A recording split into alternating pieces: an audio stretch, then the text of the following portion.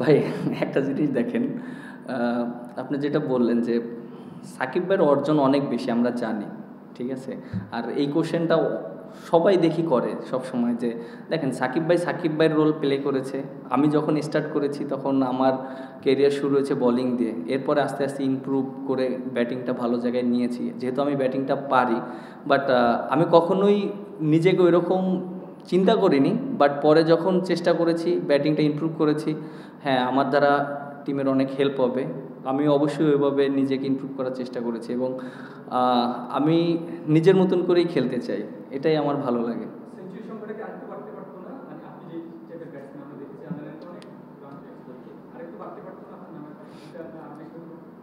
দেখেন অনেক অপরচুনিটি ছিল 100 মারার মতন, অনেকগুলো মিস হয়ে গিয়েছে। সো ওইগুলো যদি হতো তখন আরও বেশি ভালো হতো, 4-5টা যদি থাকতো তাহলে আরও ভালো হতো।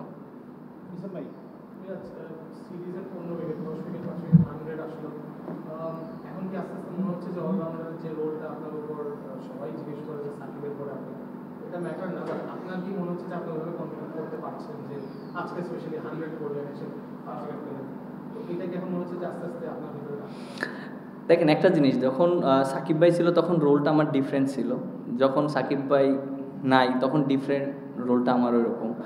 আর যেহেতু টিম ম্যানেজমেন্ট সবাই আমার প্রতি ব্যাটিংয়ের আস্থাটা রাখে, আর এর জন্য আমার কাছেও মনে হয় যে আমার ব্যাটিংটা অনেক ইম্পর্টেন্ট।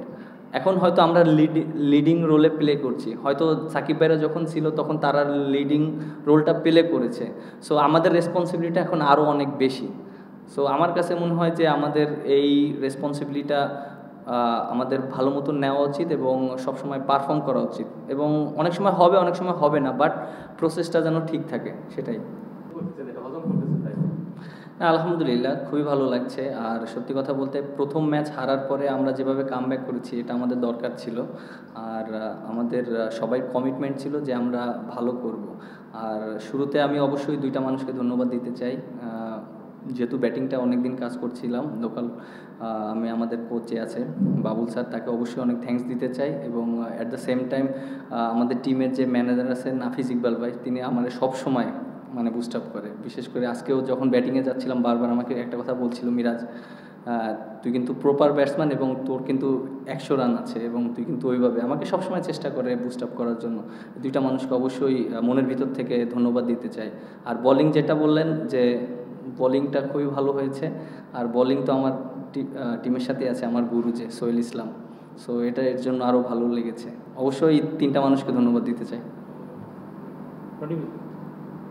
ব্যাটিংয়ের ওই সময় যে যখন তানজিম আউট হলেন 98, হাসান ব্যাট করতে পারে অবশ্যই, খুব ভালো ব্যাট করছে, কিন্তু লাস্ট উইকেটে এক বলে যে কোনো কিছু হয়ে যেত। ওই সময়টা আপনার কি ফিল ছিল? তারপরে ওভারে যখন কাজ বলে সিঙ্গেল নিলেন, তারপরে কি মনে হচ্ছে 5টা বল সার্ভাইভ করাটা? ওই সময়টা আপনার ফিল কি ছিল? আরেক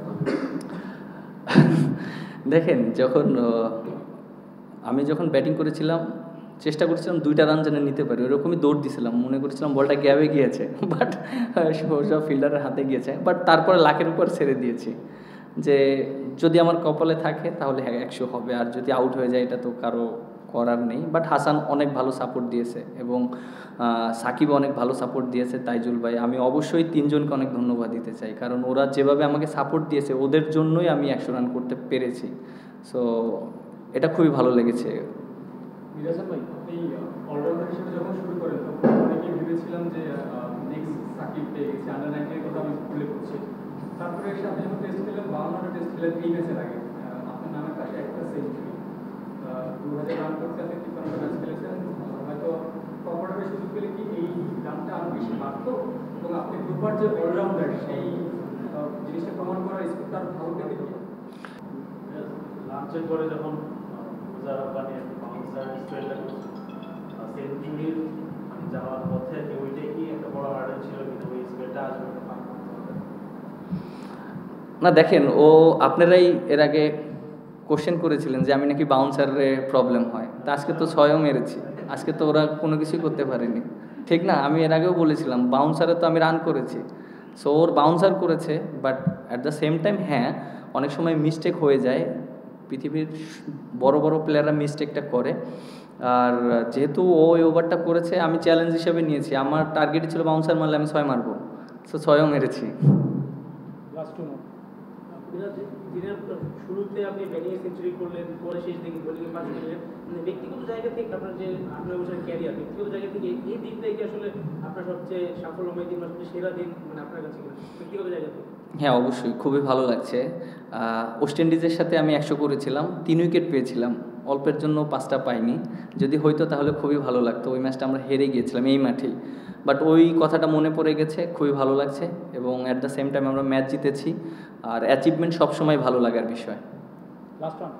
আমরা কেউ মনে করছেন আপনার কাছে প্রশ্ন রাখবো। আমরা প্রথম দিন দেখছিলাম যে সেশনটা ওঠার পরে 7টা উইকেট গেছে, পরের দিন 4টা, আজকে আবার 8টা। মানে এই সময়টা লাস্ট সেশনে কি হয় যে এতগুলো উইকেট যায়? আমাদের তো কিছু একটা আছে না? এই শান্ত, কি মনে হয় তোর কাছে? সমুদ্র থেকে নিচে পানি আসে। না, অ্যাকচুয়ালি একটা জিনিস দেখেন যে মোমেন্টাম খুবই ইম্পর্টেন্ট। আগের দিন যেটা নাইম আর আমি প্রায় 10টা ওভারে একটা স্পেল করেছিলাম, দুই সাইড থেকে একটা প্রেশার ক্রিয়েট হওয়ার কারণে কিন্তু আমরা পরের দিকে ভালো বোলিং করেছি। উইকেটগুলো তাইজুল ভাই খুব ভালো উইকেট নিয়েছে, এবং আজকেও দেখেন এক সাইড থেকে কিন্তু আমি প্রেশার ক্রিয়েট করেছি, তাইজুল ভাই প্রেশার ক্রিয়েট করেছে, উইকেটগুলো পড়েছে। ক্রিকেট খেলাটা এরকমই, আপনি যখন প্রেশার ক্রিয়েট করবেন দুই এন্ড থেকে, তখন অপরচুনিটি ক্রিয়েট হবে এবং চান্সগুলো নিতে হবে।